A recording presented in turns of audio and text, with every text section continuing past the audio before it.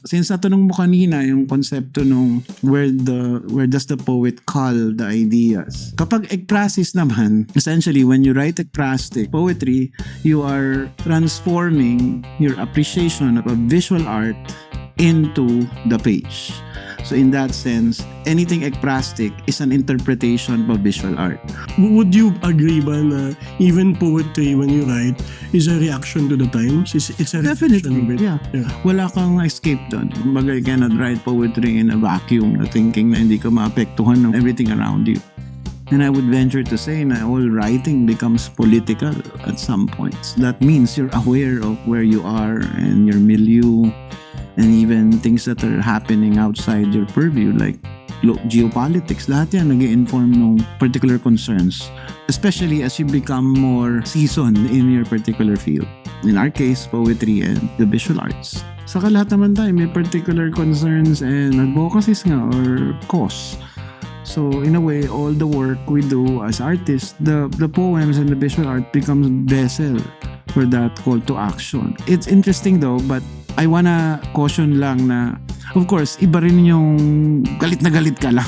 Kasi mahirap din naman sa visual art and sa any kind of art actually na i-temper yun at i-elevate sa level ng, of course, art. So it's not so easy, but we are doing our best to prioritize the crafting, prioritize the technique, but at the same time, raise awareness and not just come across as just somebody na who wants to, for example, to protest just for the sake of it. So iba pa rin yung kailangan mo na filter to make the visual arts and literature in general.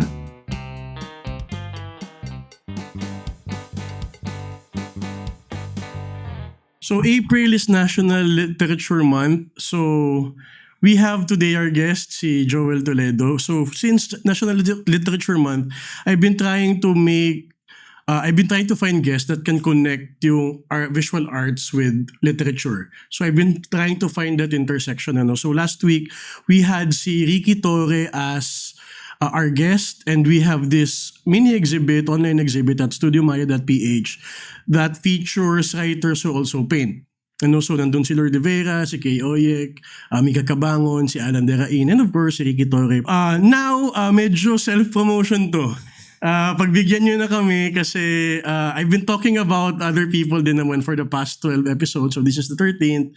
And for this purpose kasi, I can explain yung collaboration more, which is called ekphrasis, if we use our example. So self-promotion to, indulge me na lang. Hindi ko naman to gagawin every time. So this is like once lang a year. So we are going to talk about seasonal adversities, yung ekphrastic collaboration namin ni poet Joel M. Toledo. So, yung ekphrasis is a big word. We don't use that very often. Yeah. So, si Joel is here to explain that, and we are going to try to show how this collaboration can benefit both art forms. And also, bayaw! Bayaw! So, Joel is an award-winning poet, and before that, the purpose din of this podcast is to educate. Yep. So I've been trying to show na yung art forms, kahit iba-iba yung medium niyan, yung processes are the same. Yeah, for sure. So I would like to interview you about your process in terms of writing poetry. So Sure. What makes you write poetry? Initially, I was not really into poetry as an undergrad in the creative writing program in the UP. Pero nung nagdumagete workshop ako, and then nakita ko yung mga makata, para silang mga tulala na nakatingin lagi sa dagat. Nakakaingit pala yun. So nung nag-masters ako sa UP, with the coaxing of some of the teachers I had in college, parang sabi ko, sige, pag-aralan ko mabuti itong tula. And ayun, doon ako nawili. Pero as an undergrad, mas fiction yung sinusulat ko. You had this book, di ba? Yung Pedro and the Life Force. Oo, yan pala. I was fortunate enough at around 23, 24 years old na yung isang sikat na publisher sa Pilipinas, si Ma'am Gloria, siya yung publisher ng Giraffe Books, na dating publisher ng New Day Publishing, na yung una talaga na nagpa-publish ng mga literary works sa Pilipinas. Tinanggap niya yung libro ko. And sobrang saya na nagkaroon ako ng opportunity at that age to have some fantasy Kasi obviously, yung ginagawa ko nung time na yun, very much influenced by the fantasy books I was reading, particularly Tolkien and Le Guin. So, with little touches of Filipino-ness, aware na ako at that time na gusto kong gawing i-highlight yung ating folklore. So, yun, yung una ko nalabas na libro is actually a novelette for young adults at an early age in my life. Na, siyempre, very grateful na publish siya. And nagawa siya into a play, di ba? Oh, Sa it was Miriam made into a College. play in Miriam called Amihan. Collaborative project yan with the playwright kasi hindi mo ako masyadong maalam how to design it as a play. But with, I forget her name, Lisa Magtoto. Lisa Magtoto was my collaborator during that project. Ang title ng play, Amihan. Sana po, well, obviously hindi na siya na stage ngayon, pero maganda sana na mabalikan. Maybe I can talk to Lisa and revive it in the future. Yeah. Tapos I mentioned that kasi once this podcast works and then we're earning from it, yung plano ko is to venture into video online. Oh yeah, perfect. Diba? And maganda na gawin natin online series yung Pedro and the Life Force. Gusto ko yan. Ay, by the way, ginawa rin graphic novel yon at some point ng isang writer din sa Pilipinas, si Pasky Pasqua. Ginawa niya, sinerialize niya yun. Very few Really? people know this. And ako, wala man lang akong kopya din nung ginawa niya yun. So, sana kung nanonood si Pasky Pasqua, magkaroon ako ng kopya nung ginawa mo kasi I really appreciated that. Tapos, gusto ko makita. Diba? Yeah. I didn't know about it until now. Ngayon ko nga rin lang naalala eh. Na parang may ganun pala. Johanna yun. Oo. Hindi rin niya alam yun. Oo, sayang. Dapat mahanap natin. So, sino si Pasqua? Pasky Pasqua. Pasky Pasqua, please. Bigyan mo kami ng copy. Baka naman. So, going back to poetry, how do you start writing, bro? How do you know what to You mean write? the process? Yeah. Medyo maraming sagot sa tanong na yan. Kumbaga, maraming ways to look at the blackboard that is the poem. Pero siguro, on my end, how do I really start? Usually concepts, ideas that fly in my head, maybe a line, maybe a phrase, maybe a euphemism, mga expressions minsan nagiging root words. Well, impetus for writing the poem. Siyempre, yung stereotype na sagot dito, you're inspired, you're heartbroken, pero usually yung mga ganon, medyo trite na way to begin writing poetry. Pero I guess, pag tumagal ka na nagsusulat, many things can trigger the poem. Could be some weird conversation you overhear passing by people. Could be just language, phrasing of words put together. Pero yun nga, hindi rin natin dinidiscount na ibang mga makata talaga nagsusulat dahil nakapunta sa isang magandang lugar o nakaramdam matinding emotion. But yes, of course, in poetry, distill mo yan. And I believe that the more you restrain yourself, the more powerful the poem becomes. Parang ganun. Pero one answer lang yan. Ayoko rin magsalita ng with finality. Yeah, kasi I mentioned that kasi for example mine when we were doing yung seasonal adversities project I was during our time in Bellagio, which we'll talk about in detail. Of course. The way when we were in Bellagio, I started something there din eh. But that was different from our project because of the influence of the place. Yes. Diba? The people we meet. Yeah, exactly. So, well, syempre, based siya sa experience, pero yung conceptual part of it is very much alive din eh. Tapos, this is something lang na I'm going to compare you with the other poets, si Kael and then si Wap, si Mikael Go and si Wap San Diego. Kasi, close friends namin. Close friends. So, I've been reading, I discussed na rin this one with Kael eh. So, what I noticed lang, kasi when I'm giving workshops in poetry in relation to visual arts, I use the three of you as an example. So I use your poem, The Same Old Figurative. Tapos I use Waps for the drunkards. Classic Waps. Oo. And si Kael, yung poem na ginagamit ko sa kanya, yung On the Necessity of Sadness, loneliness. Sadness, So yung napansin ko lang, being a reader since 20 years ago, May critic na kami pala dito. Dapat gawa ka ng libro tungkol sa amin tatlo. Ano lang naman to, I mean, this Pero is, na-appreciate ko siyempre yun. naman nag-evolve naman eh. Kasi WAPS ngayon, binasa ko yung bagong collection niya. Iba na yung compared sa when we were younger eh. So yung napansin ko lang, I think these are the younger poems, yung the symbol figurative part. You write conceptually, si Kael writes based on a scene. Phenomenal. Yeah, phenomenal. And si WAPS is this emotion na he smashes Oo nga, no? on the, would you say na that is a correct way Correct. of reading? Very good. In fact, oo nga si Waps kasi alam natin na may pagka siya, dead poet society kind of poet na tatayo bigla after getting drunk. Kael would look around and see the carabaos and the prairie. Okay, sulat ako. Pero you're right. I think mas naging conceptual yung writing ko. Usually kasi kapag unang libro, like yung unang kong libro, Chiaroscuro, marami ka pang empire of memory, sabi nga ni Eric Gamalinda, na pinabalikan mo. Childhood, growing up. But as you churn in more poetry books, I think doon nagiging mas conceptual eh. Nag-iiba na rin yung dynamic at nag-iiba na rin yung preoccupation. Especially nakakaroon ng socialist or pangmadla na pananaw. And I think dapat puntahan din yun ultimately. Kasi nga, politics pa rin yan eh.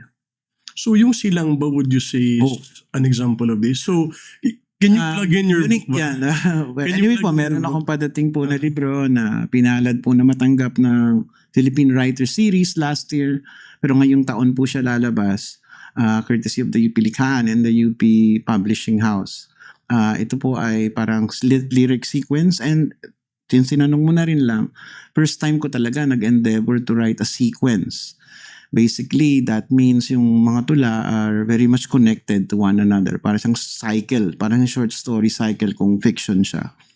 So magkakadikit yung mga tula, and if you read them chronologically, on the order I arranged them in the book, mapapansin mo na meron siyang parang kwento na hinahabi, kumbaga. But, Silang yung title po ng libro. Hopefully, lumabas po in the next few months.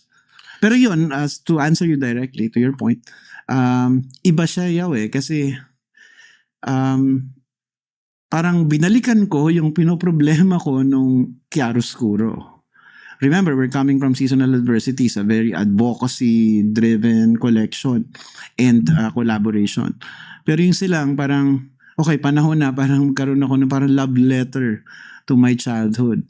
And in that sense, parang yung conflictedness din sa growing up in the province and then yung bright lights of Manila. Kasi sobrang dilim yung childhood ko eh. Literally because walang ilaw at all. Pero, parang ang long-winded yung sagot ko but No. Yeah. Take your time Just, tell us about it. So yung Silang really is pastoral, very phenomenal, very Kael-like in a way kasi it's talking about places. And I wanted to really champion different aspects of that, of my hometown and traditions and folklore. So maraming tula doon. For example, ang title niya, Erihia. 4 na tula. The same title, but it's talking about a particular ritual in the province of, particularly in Silang. Ayokong i-elaborate dito kasi mas maganda sana kung makita nila yung what it really speaks of, but it connects necessarily to superstition and folklore. So maraming ganong elements. Siyempre, filtered from the perspective of the lyric eye na hindi naman ako necessarily, but I guess a part of me that still is present in my current writing. Ngayon, since natanong mo kanina yung konsepto nung where does the poet call the ideas? Kapag ekprasis naman, siyempre para po hindi po nakakalito yung konsepto. Essentially, when you write ekprastic poetry, you are transforming your appreciation of a visual art into the page. So in that sense, anything ekprastic is an interpretation of a visual art. So in a way, ang ginawa namin ni Punch, and I'm sure pag-uusapan natin itong mabuti.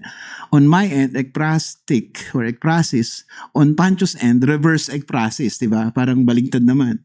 It's coming from the poem, maging inspiration siya or take-off point to create the visual art. Yun lang mo yung basic definition ng ekprasis. I know it's a big word, but tackle that eventually. Pero I wanna talk about yung sequential part muna of the Sige, sige. silang kasi Oh, thank you. yung- I appreciate this. I mean, we can cut this and then promote it once Yes, yes. once the book is out, so we can use this as a promotional material na rin for your book.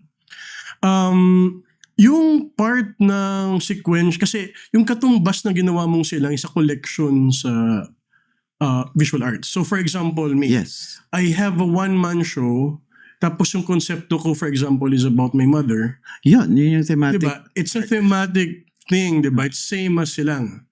Diba? Pero from what I understand, since it's the first time you're doing it, you approach every poem differently. Yes, but Tama. essentially may running thread. Parang meron siyang something that connects it. Obviously, because it's silang, lahat naman nakaset Yeah. doon. No, what I'm saying is, kasi sa mga artists din, Mm. hindi rin basta-basta makakapag-isip ng isang sequential or Correct, collection, di ba? Yung usual na ginagawa ng mga artists is they paint different things and then one of the processes lang to, I'm not saying this is the end all and be all. Some artists, what they do is they paint different things, tapos once nabuo yung paintings na yun, yung series of paintings, they look for an overarching theme. So ganun ba yung process Hindi. mo mostly? Baligtad is the opposite. Yung kumbaga, when you are writing the poem, you're already conscious of the overarching theme, as you put it. So hindi pwedeng tumula ako ng say something na I don't earnestly feel is connected to silang. So parang naging yung place ang naging main decision maker, so to speak, kung ba't ko isusulat ang particular poem. Normally hindi ganun usually ang Makata, di ba? Pero kapag I guess you're a bit older at ina-ambition mo na yung ganung place, poetry, parang may mapa na sa utak ko ng mga places na pupuntahan and concepts na pag-aaralan and I guess people na pag-uusapan in the poem. So, kumbaga, hindi happenstance, hindi random yung pagsulat ng tula. Kaya siya medyo mas mahirap. Kasi binubuo mo talaga siya with that restraint and I guess limiting factor in my head. As opposed to say, Planet 9. Yun yung sinasabi mo. Yun ang may overarching na parang pwede ko naman ito i-sequence in a way na may part 1, parang pandemic poems siya. Itong set na to parang solitude, gano'n. Yung big abstract terms is easier for me to navigate them after the fact. Pero kapag pala nagsulat ka ng sequence talaga, nagdadrive sa'yo yung especially kung tactile and visceral thing like silang. Obviously, it's a place. Ang hirap yaw na mag-isip ako ng emotional, kunwari, na conceptual poem without thinking na kailangan mag-latch upon the concept nung silang siya. So parang ganun. In not so many words or so many words. So yung ibang libro mo, like yung Planet 9 and yung Right. Long Lost Turtle, yung Fault Setting. Oo. So essentially, hindi mo sila, yung mga poems doon, hindi mo sinulat in a way na iniisip mo na, this is about earthquakes or this is about Except universe. for Ruins and Reconstructions, which was essentially Ondoy and My Mother's Death. Yun ang dalawang thematic arc nung nung collection na yun. So I guess, hindi rin naman ito yung unang beses, pero pag binasa mo yung mga tula sa Ruins and Reconstructions, magkakahawig sila. Meron ganong klaseng parang may line, parang weird line that connects them. We are going to put links to the video to the poems that we're discussing and then the books. Para kayong available man and you're interested in reading Joel's poetry, we can, Salamat po. we Sana can po. link it there. Yeah. So, eto. Maganda yung tanong mo. Maganda yung tanong mo na yan. Gusto ko lang tapusin pa kasi ang hirap pala niyang gawin. Kasi I know for a fact na maraming Makata sa Pilipinas na unang libro pa lang, pangalawa, especially now, nag-aambisyon na mag-sequence. At meron diyang magaling naman, merong marunong talaga, o merong nagka-guide sa kanila. Like for example, ang collection ni N. Villasis na kaibigan namin na Manansala, yung paintings ni Manansala, ginawa niya ek-process. Yun na yung mismong sequence guide niya. Pero it's easier that way eh. Kapag nagtumula ka pala about the town, for example, mas parang magkakaroon siya ng narrative. So it's harder. And it's not as though I can say, itong una mo ng painting naman sa tutulaan ko, ito yung susunod, ito yung susunod. Pero pag sequence siya in a sense na I guess if it's a place, especially your hometown, may mga biases dyan. Ang hirap ng yung physical and emotional distance. So, sobrang challenging siya. Whereas, syempre, unang libro mo, gusto mo lang makolekt di ba? Parang masaya ka lang maglabas ng unang libro. So, I can earnestly say na yung Chiaroscuro parang collated poetry of mine at that time. Syempre, nung sinulat ko yung sumunod, mas may concept na ako na, okay, baka itong mga tula na to in the parang guided by a particular poet that I really loved. Yeah. So may pagka Mark Strand, may pagka Robert Haas, gano'n. But yun nga, Ruins and Reconstructions and Seasonal Adversities and Silang, I would say are poems that are dictated by factors that are not necessarily within the whim of the poet. Yeah. Oo, tapos I've read the whole collection yung Silang. Anong tingin mo ba? Nararamdaman mo ba yun? Since nagpa-plug naman na tayo. Hindi pala. Since nagpa-plug naman na tayo, I designed the book. So, Kasi Punch pala, salamat. So, nag-design ng Planet 9 at ang padating na libro po ni Mr. Biliasis na Chaos Theory, cover design din po. yeah, we should talk about that din. I mean, SCCN, yung cover lang naman yung KN sa akin. So, he's launching that on April 30. April 30, the new book, Care of Lira, no? Yeah. Siguro, I think I can put it down na lang sa comments, sa description kung saan yun, So, anyway. Dami ng pinuntahan, sorry. Dami ng pinuntahan, saka pinag pa talaga yun.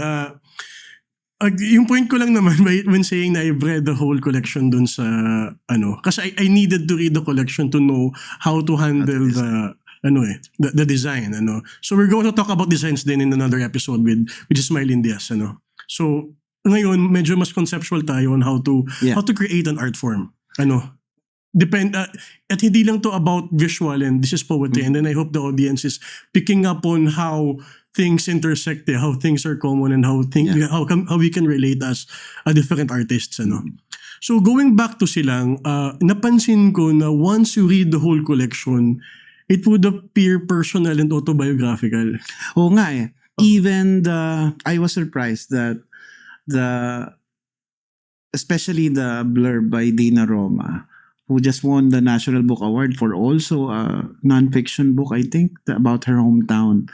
So ganun na ganun din, nag-uusap kami privately, she was saying na ang hirap ihiwalay talaga. Magko-connect talaga siya with the I persona. Parang papasok yun. At the same time, nagbi-bleed into the poems yung background of the writer. And of course, syempre, it is one of those occasions where you feel that although we subscribe by the idea that the I is not necessarily the poet, but I guess if you write poetry about your hometown, papasok talaga yung, sabi mo, nagiging biographical yung dating. What's interesting din, kasi I've been around a while na rin sa visual arts, and I think yung gusto ko lang magkaroon ng contrast, kasi most of the artists I speak with, as yours, when you talked about your hometown, it came at a later stage na in your, diba? Sa visual arts, most of the time, it comes earlier. Kasi we need to draw what's immediate. Like for example, right, sa amin. I can imagine. Yeah. Diba? So all the young artists, kung sinabi mong taga-Naga ka, taga-Bicol, you draw about the Peña Francia Festival. Because this is something na you're deeply ingrained with, you grow up watching it, and then people tell you how nice it is, and then you can feel then once the procession starts, yung intensity, and then alam mo yun, growing up na you wanna be, you see your uncles, your father being part of that, and then you wanna be part of it once you can, di ba? So parang yung sa amin, at I'm not saying all, I'm just saying most of the artists na I speak with, parang yung hometown pieces come earlier in their careers as opposed to writers na medyo may kailangan ng distansya. May nostalgic aspect na rin. Yes, yeah. Oo. Twofold yung sagot ko dyan. It would be unfair for me to say naman na hindi rin ako nagto-talk about Silang dun sa Chiaroscuro, yung aking unang libro. Pero feeling ko, ngayong mas matanda na ako, mas may emotional distance din ako dun sa trabaho. Diba? Para rin hindi ka in a way biased or sentimental. Yun, I guess that's the word I was looking for. Kapag writers, I guess, generally speaking, if you really understand or really are honed into the idea of writing poetry, hindi siya parang playing the piano, di ba? Na a young person can learn. Kailangan mo talaga ng, I guess, edad or age or a different optic for you to write poetry. Kasi without which, nagbi-bleed into, the sentiment bleeds into the work, and most likely after a few years, pag binalikan mo yung trabaho mo, sabihin mo, parang ang senti ko pala dito. So I guess sa sitwasyon ko, I felt that hindi pa ako ready earlier on to really write a sequence. And I didn't want, of course, to write a sequence without confidence na kaya ko nang buuin. Ayun.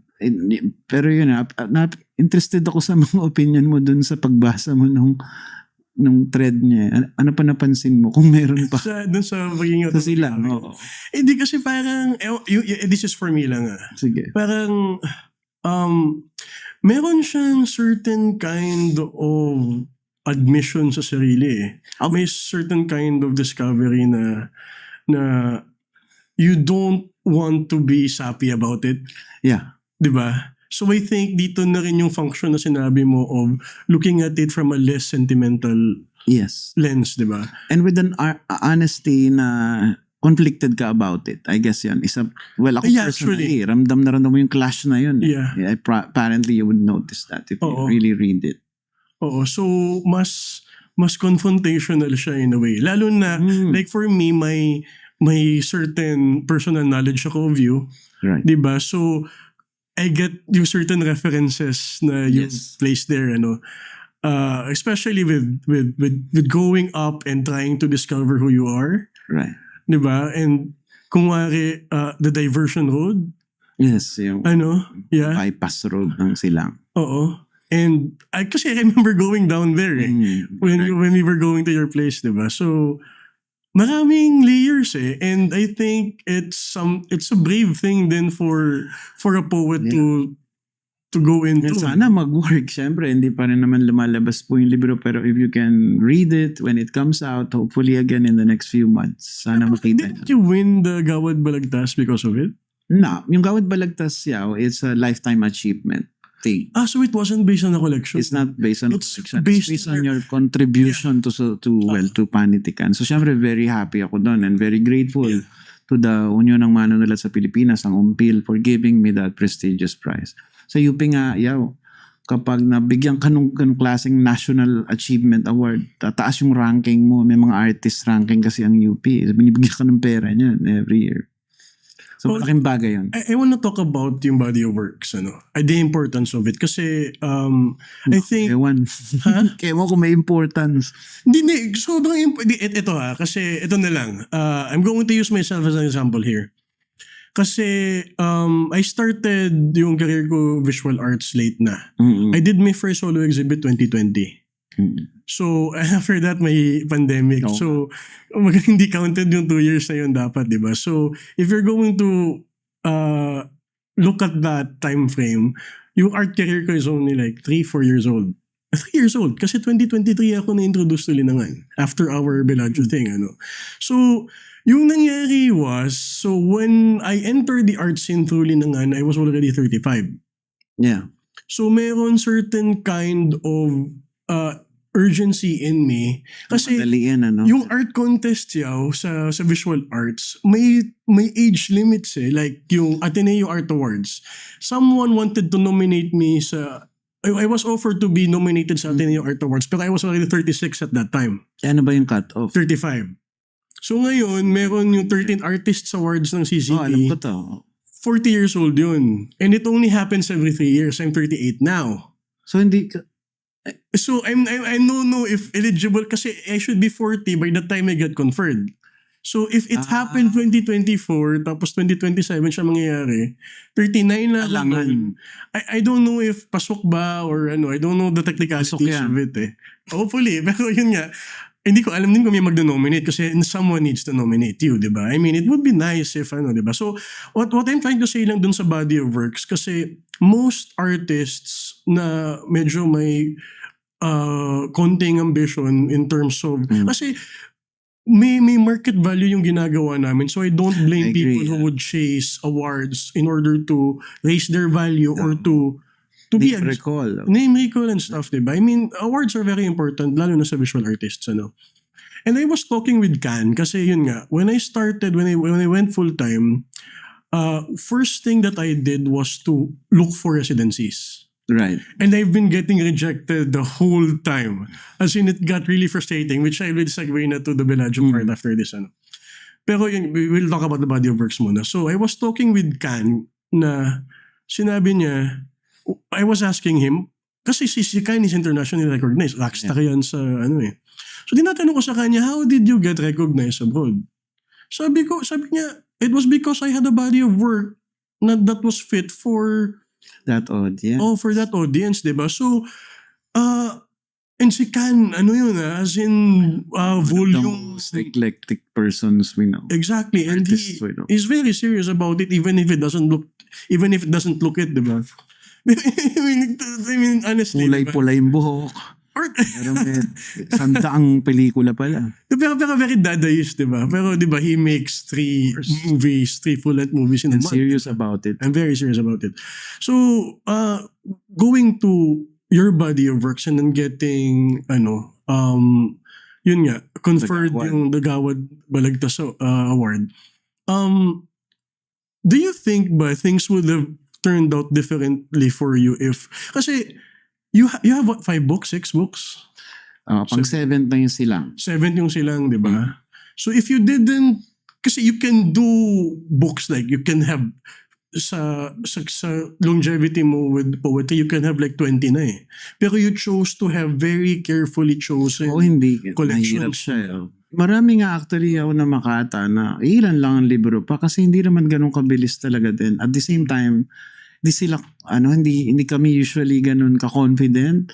And it takes a while really to make a collection. Hindi siya parang i-churn out mo. Kumbaga, so if you actually look, makikita mo na maraming Makata sa atin na-establish. Ang mga libro nila, mga 5, ganito rin, same level. And it usually takes mga 2 to 3 years to come up with a book. Of course, malaking tulong sa akin kapag nasa academe ka na maglalabas ka ng libro kasi you're being given research grants and writing grants. So, yun din yung nagpupush sa akin. Kaya baka nagugulat yung iba, merong seasonal adversities, may silang na. That's also partly And because for the incentivized Planet kami. Yes. Yeah, Planet 9, that was a year after we have Oo. this na, di ba? Dahil yun sa UST, I'm very grateful sa UST. Siyempre, dahil binibigyan ka ng ganong klaseng mga grants and support for the writers, nakakainggan yung magsulat. But I wasn't like that before. I would take my time more para mabuo. And usually, may kasama na rin katamaran yan or maraming ibang ginagawa. Like, naglalaro ng Diablo 4. So, hindi ka na ganun ka-focus. But I guess it really helps kapag naramdaman mo yung suporta sa'yo na place where you teach. So, gano'n naman sa case ko. So going back dun sa body of works, Yeah, sorry. were you very conscious about making that? No, it's totally random. Hindi ko pinlano siya. I wasn't aspiring for... Ngayon, parang medyo aware nga ako, like I just said, na kailangan pala na mas madalas ka nagpa-publish. Pero no, nung nilabas ko yung Chiaroscuro, natural, may gahana kayo. Nagkaroon ko ng unang libro, so ganadong-ganado ako magsulat. So I was devouring poetry books by the poets I admire. And within, 2 years, mabas na yung Long Lost Turtle. And then, personal drama, namatay na ako ng ina, and then Ondoy led to the creation of Ruins. And it took maybe 2 to 3 years. But after Ruins, matagal. Mga a good 4 years before lumabas ang Fault Setting. And then 3-4 years before Planet 9. So it took a while. Hindi ko siya mamadali and to answer you very directly, hindi ko at all inisip na ng body of work. Ito pala, gusto ko lang mabanggit to be grateful then. I only found out very late na during the UST workshop na isa palang member ng UMPIL ang nag-nominate sa akin because he admitted it. Hindi ko alam ato kung sino nominate, hindi ako nag-campaign for it. Nagulat na lang ako na sinabi ng isang co-teacher ko na UMPIL member, na sir, may award kang padating. So sobrang saya nun kasi nga hindi mo nilobby for. So yun yeah. Maganda ring mabanggit siguro. I don't know if the person wanted me to name him, her, them. So hindi ko babanggitin. But very thankful talaga ako for that. Oo. So I wanna point this out din. Kasi I think kasi pagdating sa visual arts, lalo na with the market part of it, Oo. there are artists who would be very, very marketable sa start ng career nila and then lose it all Magte-taper. eventually, Mm. 'di ba? So, I think magandang perspective yung sinabi mo na you were taking your time and Uy. being focused on the collection in front of you. Of course. Kasi Pinaplano mo talaga para mabuo siya in a particular way. oo.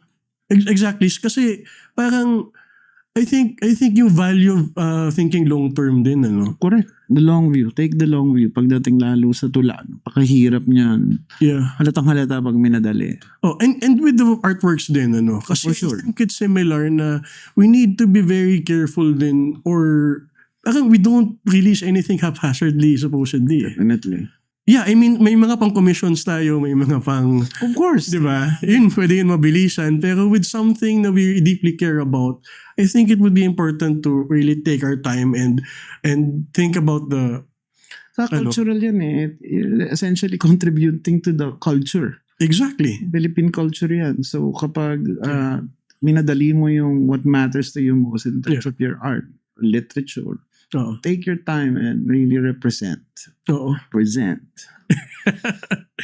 So yeah, so yung longevity of it and then yung body of works is very, very, kasi I want to emphasize this kasi when I was speaking with Ricky Torres the other week, Oh yeah. I asked him na, kasi si Ricky Torres said, I mean, you're almost the same age, di ba? Yeah, mas matanda lang si Ricky by 20 years. Joke, mga... Hindi, kasi I told him, di ba? Parang, sabi ni Ricky Torres na, he doesn't, yung succeeding is not part of his agenda anymore eh. Sabi niya, if he started early, sa visual art niya. sa visual art niya, sabi niya, if he started early with visual arts, he wouldn't care if bumenta na siya early on. Yung importance sa kanya was he would have enough body of works. Legacy play. Exactly. That would parang validate what he's done with the art form, di ba?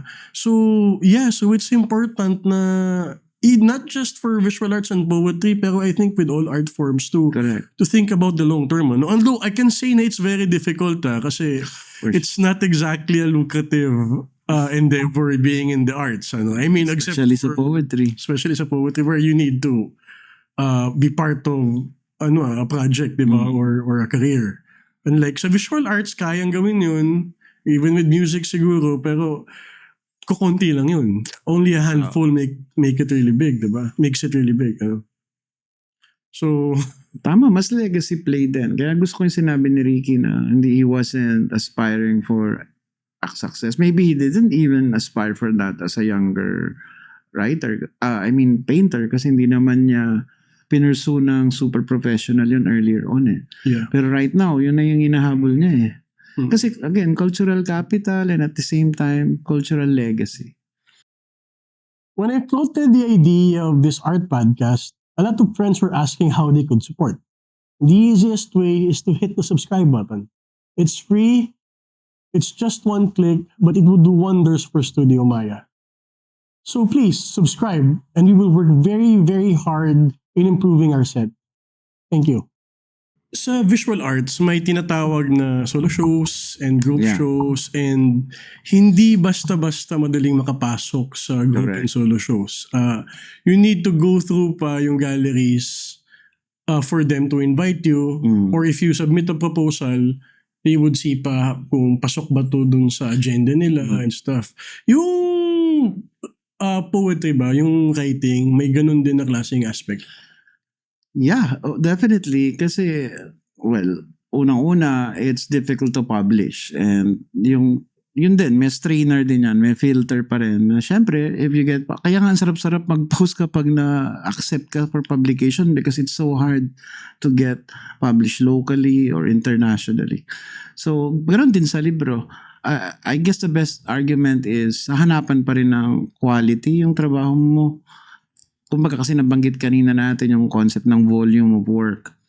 Siyempre, you're biased still to, yung patience mo to release a book is based on quality, not quantity. And at the same time, you're still beholden by the publishing houses. Siguro, magandang word na mabanggitin dito, marketability. Of course, quality and marketability are things that connect, I guess, for both the visual arts and literature. Yeah, same din with sa visual arts kasi kung makikita mo, titingnan mo na yung trabaho mo lalo na kung bago ka. Kasi what the galleries do is, i-group show ka muna before they ask you to do a solo show. Or before they... I think same din with the book industry, di ba? Parang the publisher would look at yung works mo na na-publish mo na kung saan. Oo, most likely. Titignan mo na parang application sa workshop. Lalo na ngayon, yung mga advanced writing workshops sa Pilipinas, requirement yun na na-publish ka sa international publication o nanalo ka ng isang award bago ka tanggapin sa mid-career workshop. So may ganun din. So tama, even that is a filter, a strainer to see kung seryoso ka. At the same time, importante rin yun yung focus mo. Yeah, kasi they're a business eh. Correct. They need to see na you're in it for the long term, diba? And they need to see kung yung style mo ba would get readers or right. With our industry, they need to see if the style would sell. Diba? Yes. So yun naman yung sa visual parts pero sa market part, pero meron din kaming aspect na kailangan makita kung gaano ka-effective yung affect nung artwork when it comes to ano. So it has a lot to do with skill and concept talaga, merging. Correct. And depende rin kung ano na yung mga... Kasi parang yung publishing and group shows are stamps of approval eh. Correct, yung affirmation. Diba? Affirmation siya from peers and institutions, diba? Oo. So with that, I think, yung na-mention mo maganda, yung workshops. Right. Oh, yung sa amin, we have residencies. So, don't need to judge yung body of works mo if you'll get accepted to this program. Parang, they'll give you time and space and sila na mag-aasikaso lahat. Pero magsasubmit ka ng portfolio mo. Magpasabit ka ng portfolio mo. Doon kayo pipilian. Yeah. Parang ganun din sa writing workshop. Sasubmit ka ng sample works, pipilian, and then to check kung meron ka ng na-publish beforehand before you get accepted. Yeah, so... Galing na pareho pala. Oh, yeah, yun nga, may talagang simula. Like sa music, may labels, di ba? Correct. Yeah. Oh, and may gigs din. Dun sa mga 70s bistro, di ba? Pag season ka na touring band, most likely legit ka, kumbaga. Yeah. So, maganda kasi at least those things kasi would show din ano. So, yung publishing houses are the same as galleries and they're the same din as labels. Galing. Yung gig places, ano. So, yeah. So, nakikita mo, di ba? Iba-ibang art forms, iba-ibang medium, iba-ibang platforms din of showing the artwork. Di ba? Yes. Siguro with film din, ano? No, for sure. Kaya may mga festivals din, di ba? Iba-ibang festivals allow the younger ones and the seasoned ones to also showcase their new work. Yeah. Ayun, so pag-usapan natin na dito yung book. Okay. So, yung ekphrasis, like I said earlier, is a big word and it's not commonly used. Yeah. So, can you explain ba kung... You explained it na yung basics, pero ulitin lang natin. Ano yung ekphrasis? Maganda analogy na lang. Kunwari, pumunta ka ng isang museum, like the Louvre Museum, may pera ka para pumunta sa France at kumain ng croissant. Nakita mo isang sobrang gandang painting, let's say ni Monet, and then you're prompted to write about it. Not necessarily poetry, pero syempre na-associate natin and confine tayo sa project natin sa pagsulat ng tula. Let's say you got home, you were so affected by the artwork that you wanted to expound on the insights na existent and maybe ongoing sa mundo about that painting, but you have something new to say about it. That's why you write the poem. So it's not just a description of the work, but an expounding or elaboration on particular insights that you might feel as unique or hindi pa masyadong napapag-usapan about the particular work.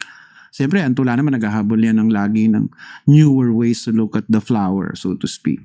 So, any ekphrastic work wants to relay on the page the experience of the canvas. Ganun.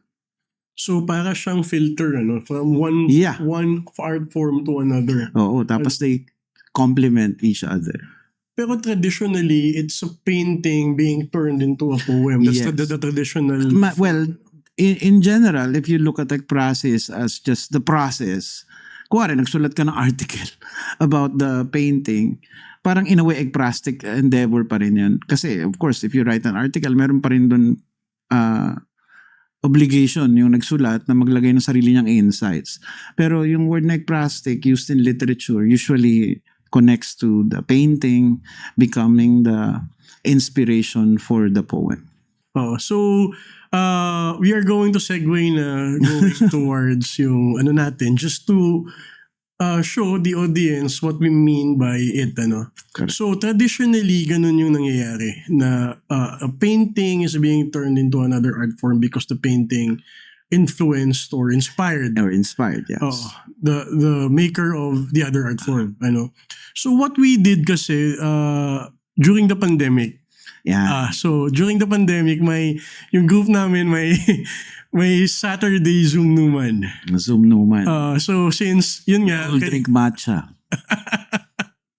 since may bawal lumabas at bawal rin magkita yung social distancing to prevent COVID from spreading, and hindi na kami makapag and some of us yung sa grupo went home to the provinces din. Iba nasa abroad. Iba nasa abroad, diba? So we devised this way to do inuman online. Kaya Zoom Check on naman. each other then or one another. And to be updated din. Kasi before we drank almost every night Before the Parang Zoom one biglang day. nag-ano tayo, coping mechanism, no? Pero at least we were doing it only once a week. Yeah, so I think doon If I nabawasan remember correctly. I think doon nabawasan yung inom Pero yun nga, we were talking, siguro this was around 2022. And then may bagyo na, I don't remember what typhoon Basta hindi tumama masyado sa Bicol, pero tumama sa Manila. Naalala ko yun kasi that was the particular typhoon na pumapasok dun sa Pumapasok. namin. Ano pangalan ng typhoon na yun? Ulysses. Yeah. Doon Nadaplis ba natin na Ulysses. Yeah. When Ulysses passed, 'di ba? Kayo yung target, kayo yung tinamaan talaga noon. Yung Bicol daplis lang, pero it was a strong typhoon na yung mga nadaplisan na areas it triggered flooding. Yes. Pero with Manila talaga, the strong winds were there. And then sabi mo nga, magkausap pa tayo noon. Parang dude, yung tubig pumapasok na sa madaling araw na yun, hindi ka makatulog dahil pumapasok kasi sa lakas ng winds, slanted na yung rainfall. Yeah. So after that, nung medyo nag-calm down na yung tapos may nag-uusapan natin during Zoom naman, na-mention mo na what if we make something out of it? Grabe yung memory mo. Hindi ko na naalala na Yung- connected pala sa Ulysses yun. Kasi yung sa Zoom naman kasi, usually tayong dalawa yung nauna Diba? Si Cholo yung host, pero may trabaho siya, so i-on niya lang yung Zoom. Tapos Papasok tayo doon habang wala pa siya. Tapos mag-uusap tayo. Tapos sabi mo, gawin kaya tayo something about it. Diba? And doon nabuo yung idea na gawa tayo ng something about typhoons. Pero at this time kasi, again, yung traditional ekplastic exercise is from the painting to the poem. And napag-usapan natin na If may reverse ekplastic what if element. may reverse element, di ba? Na yung tula ko, gawan mo din. Ah.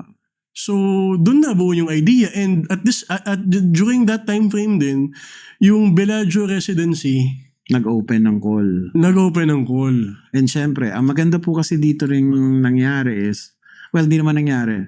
Nagkataon lang na isa sa amin, may matinding nostalgia doon sa lugar na yun na parang if I can come back, I will really do my best. So in a way, meron ding selfish element na gusto ko sana makabalik at ito yung opportunity.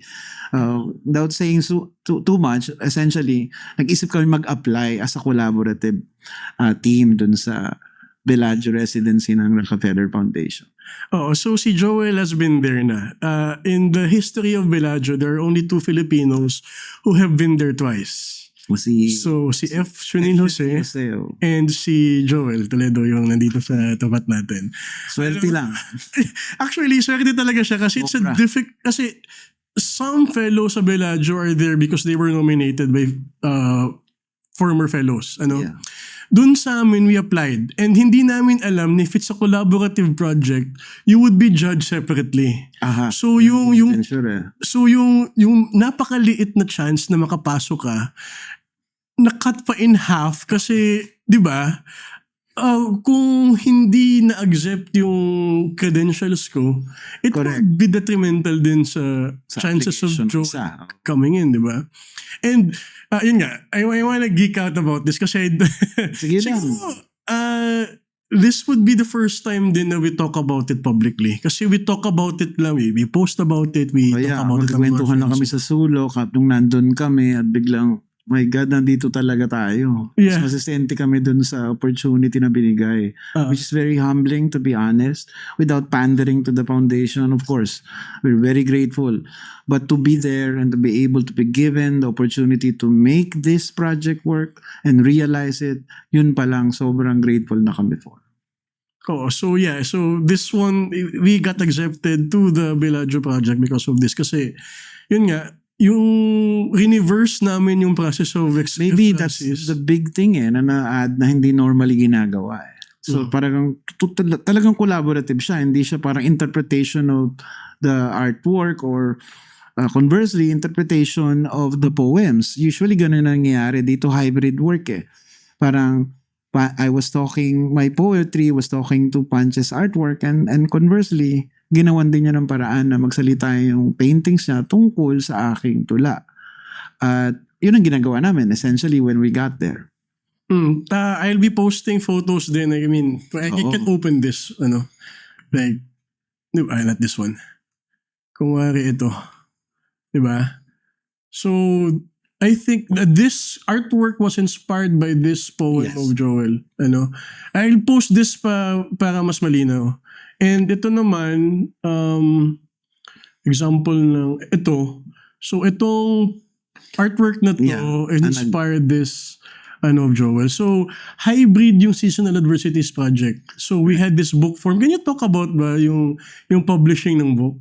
Okay, siyempre, we're very grateful to the Rockefeller Foundation for giving us the place to work on the project, but we're equally grateful to the UST Publishing House for giving it a chance. Kasi nga hindi siya normal na poetry book or graphic novel, for example, right? It's a hybrid work. So when I brought up the idea to the director of the UST Publishing House, Sir Benedict Parfan, he said, gusto ko yan. Interesting yan. Wala pa ako nakikitang gumagawa niyan. So yun ang, I guess, malaking namin, thank you. Na even though the project is novel, well, it's a poetry collection, not a novel, but it's new, ibig ko sabihin, ay pinatulan ng UST Publishing House. And it came out by, after 2 years ba? Gano'ng katagal ba? After 2 years. So, after 2 years na katagal gumawa ng book. Mahirap po naman talaga. At syempre may proseso rin dinadaanan ng bawat publishing house. So by August of last year, 2025, lumabas na po yung libro and we launched it and marami tayong pwede pag-usapan including the adventures and misadventures nung nandun tayo sa Bellagio. But we're very happy, of course, that after 2 years of working on it, on and off, especially, of course, nung nandun kami, na-realize na po yung aming project. And syempre, siguro it goes without saying na hindi lang siya about us. It's an advocacy project. And it's meant to, as the title implies, a seasonal adversity and a process on the climate crisis. So ito po ay collection na tula na may pointedness in that sense na meron siyang hinahanapan na audience. And we're very happy na nadadala namin to sa certain places like Zambales. Hindi lang, even just poetry sa Dahig. Sa Dahig, by the way. Yeah, I mean, our works were there. So nakakatulong po at binasa rin sa isang place in the Visayas to be taught yung mga tula sa talking with I guess mga fishermen yata, kasama sila. So yung reason din yung bakit namin gustong pag-usapan to kasi as artists we're trying to, our main goal as artists is to create something new. Right. Diba? Kasi what we do is we are the agents that advance humanity. Mm-hmm. Diba? I mean, syempre, nandun na yung mga functional stuff, na mga functional professions and stuff, diba? Pero as artists, we operate outside that system And we need to be figuring out things that would we need to put some things that are new to the world. All right. Diba? That is our role as creators, diba? And one of the things that can make artists do that is if we collaborate.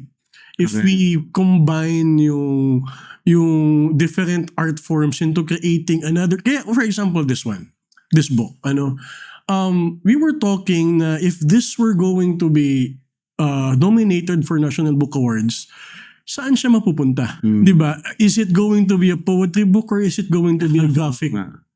Is it going to Dapat be a i-nominate graphic sa novel? both. Yeah. Shout out po Sir Paul Castillo, Sir Ned Parpan, baka gusto niyo pong i-nominate. So, diba? I mean, new things like these, diba? I mean, it advances us forward, diba? It goes against the so-called traditionalist grain. Oo. Kailangan pa rin kasi may bagong nalalabas dyan that kumbaga challenges the norms. So when we launched this book, since it got accepted as a hybrid collection, meron din siyang visual arts aspect which we did here sa Studio Maya. So we're going to post photos of the exhibit. So we turned this into an installation. Yung artworks Ito here that you see are part of the installation. So this is Yolanda. So this is, I think, Pablo, and this one is, I think, Reming. So we turned it into a whole installation na may kasamang book launch, and there are 2 artists working on it. And then, kung mapapansin nyo, then since we wanted poetry and visual arts to be on the same footing, magka-size sila. So pagdating dun sa exhibit, magka-size din. The poems were blown up. The poems were blown up to be the size of the artworks. Which I'm very, siyempre, thankful to Punch for doing. Kasi mahirap siyang i-print and palakihin na ganun. I'm saying this because nung isang exhibit nito somewhere in the north, siya pa yung nag-effort para gumawa ng maraming print nito para palakihin. So, salamat. Yeah, right on yun. I mean, it's for the din. And yun nga, yung chances din, if you're creating something yun, yung chances mo of getting noticed and getting the nod from institutions and galleries and fellow artists, malaki. Kasi when we were in Bellagio, we had this dinner. Naalala mo yun, when yung may mga convening people. Oh, yeah. Kasi may dalawang separate, yung fellow stayed there for a month, which is kami yun. So we stayed in that castle for a month in that diba? Tapos may convenings, people who stay there for 3 to 5 days. So during their time doon na nagko-convene sila to talk about their stuff, I think they were talking about COVID during that time. Yeah. Parang a group of people talking about how to survive another pandemic. So they went up dun sa villa to have dinner with us, and then one of them was a doctor. Si Christoph knew. Grabe memory mo. I forget his family name. Basta si Christoph. A doctor based in Geneva.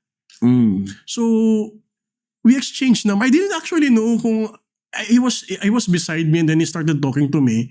Tapos he was asking about the project. Yeah. So I was just discussing the project. I showed him some of the works. I showed some of Joel's poems. And then he got my number. Tapos after a while, he messaged me inviting me to Geneva. Yun yung kaya ka nagtagal. Yeah, that's why I went to Switzerland after staying in Bellagio. Oo. And then, apparently, kasi this is where din the education part comes in. Kasi hindi lang siya, yung ginagawang art firm, hindi lang siya about the institution part eh. Parang you can collaborate with kasi yung ginagawa pala yung organization ni Christoph is they're trying to use the arts in order to fundraise for their advocacies. Correct, yes. Oo, so when he heard, when he heard about this, na it's a hybrid project, and then he saw the art, he saw the poetry, he invited me over to talk how we can use it to fund yung climate initiative nila. Galing. In terms of the health part naman. So maraming opportunities once you try to collaborate with other art forms. Kasi chances are you'll make another thing that's totally out of this world eh. And I'm not saying na, I'm just using it as an example na these are the things that happened when we launched this. So, yeah, I think it opens many doors. It opens many multidisciplinarity does that. And this just got launched, diba? Just late last year. So we're trying to make it into a proposal na we can submit to the Yeah. other institutions that can help, that's related to to addressing the climate crisis. Yeah, because obviously it cannot be read by just fellow poets or appreciated by fellow visual artists. Ang ultimate audience naman natin, di ba? The people, especially those who are at the forefront or have a care in the ongoing crisis. So, meron pa laging ganong ambition po yung aming proyekto. It's not just about us and these other things we're talking about like affirmation and stuff, but also for the masses. Nahabol natin yung ganong audience. Yeah, kasi kung titingnan nyo din when we were talking about processes also na when you were talking about silang sinabi Correct, mo, it yeah. was very personal, 'di ba?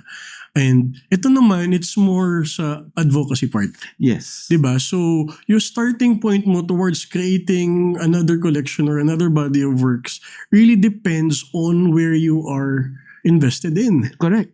'Di Yeah. ba? Saka lahat naman tayo may particular concerns and advocacies nga or cause. So in a way, all the work we do as artists, the poems and the visual art becomes vessel for that call to action. It's interesting though, but I wanna caution lang na, of course, iba rin yung galit na galit ka lang. Kasi mahirap din naman sa visual art and sa any kind of art actually, na i-temper yun. At i-elevate sa level ng, of course, art. So it's not so easy, but we are doing our best to prioritize the crafting, prioritize the technique, but at the same time, raise awareness and not just come across as just somebody na who wants to, for example, who wants to go to the to protest just for the sake of it. So iba pa rin yung kailangan mo na filter to make the visual arts and literature in general. Tapos, yun I want to talk about yung sa residency din. Aha. Kasi as artists, yung endeavor natin is essentially how to make our crafts better. Exactly. Oo. So, one of the things na I learned from engaging in residencies is, yung exposure mo to different people and being out your comfort zone. Mm. What did the residency ba do to your poetry? Well, basic aspect yan is being able to connect with other people. So if you are going to residencies, aside from enjoying the place, and you can just treat it, of course, as a vacation in a first world place, but that's beside the point. Part ng opportunity given to you, I guess, is to go out of your way to talk to people and foster this kind of connection. Connection that would not necessarily just be friendship, but forwarding the cause. So in terms of the climate crisis, obviously, the Rockefeller Foundation is very keen on working toward that kind of advocacy. So nakatulong yun sa, I guess, acceptance namin. But the people we met there became really close friends. If you look at the book, actually, mga nag-blurb dyan, mga kaibigan namin na na-meet doon. And obviously, we're looking forward to also finding ways to work in our poetry and visual arts with them in their particular fields. Kasi po, pag pumunta ka ng residency sa Bellagio, ikaw lang yung naggumagawa nung ginagawa mo doon. Yung kasama mo doon, iba-ibang fields. Meron kami doon some guy na laging cross-legged na may asteroid named after him. But scientist siya, hindi siya nandun para magsulat ng tula or magpinta. Meron doon architect, may doktor.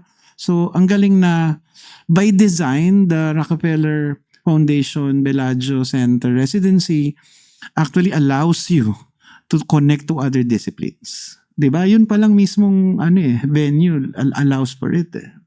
Yeah, which is good din kasi when you make art, essentially what informs you is different diba? Marami Stimulus pang, doon, yeah, exactly. Maraming stimuli. Oo. So, yun nga. So, it's better na we expose ourselves into different situations pero we can know how to react to it Correct. Kasi, would you agree ba na even poetry when you write is a reaction to the times? It's a reflection of it? Definitely, yeah. Wala kang escape doon. Kumbaga, you cannot write poetry in a vacuum na thinking na hindi ka maapektuhan ng everything around you.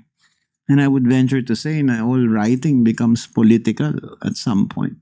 Yeah. So that means you're aware of where you are and your milieu, and even things that are happening outside your purview, like geopolitics. Lahat yan nag-i-inform ng particular concerns, especially as you become more seasoned in your particular field. In our case, poetry and the visual arts. Yeah. And yun nga, maganda rin yung impact niya when it comes to sparking social change. Oh, definitely. And hopefully this does it. Sana po hindi pa dito matapos yung aming proyekto kasi it's an ongoing thing. As much as possible, gusto po namin na magkaroon pa to ng way, na magkaroon ng different avenues, perhaps even making it sa ano tawag nga ulit dyan? Basta yung mga global south, yan. They also deserve to know the plight of the Filipinos. And of course, I'm not saying na yung mga tula dito necessarily per se is super specific. But yung sentiment, yung insight, yung advocacy are there, and if you will read and look at the artworks, read the poems and look at the artworks, makikita nyo po yung aming hinahabol na ang audience nito hindi lang mga, again, kasama namin in the art industry, but the masses and also the people who can affect change. Yan. So, hindi dapat limited lang yung audience. Yeah. So, magpapasalamat ba tayo to their, Maraming sa aming tatlong nag-blurb dito. At syempre, hindi rin nag-blurb dahil hindi naman maniningan. Pero very happy kami with our cohort, ang tawag na nila doon, di ba? Cohort. Na especially Agent Poo, si Theo, and si Edie. Edie Maydove. And of course, si Amy Chester. Of course. And Kristen Covington, who we're in talks with na possible na madala sa New York. And there's a possibility na madala sa New York. Mm-hmm. Yun. So, essentially, I think we've covered that, Yeah. Oo. Bitin ba? Hindi naman. Hindi naman. So, yeah, I'll be posting links towards this and then yung ibang works din ni Joel. And yeah, you can look at it from there. Okay, and you can also look at meron kang homepage, no, where your portfolio are located. Even this one, Sorry, I'll link it the to paintings in your portfolio are located. Yeah. Oo. So, yeah, yun. So, I hope this has been very informative for... Sana po na-enjoy nyo. And yun nga. So, Yao, thanks in advance. Happy birthday. Maraming salamat. Matagal pa po. So, yeah. Thanks. Thank you. Yes.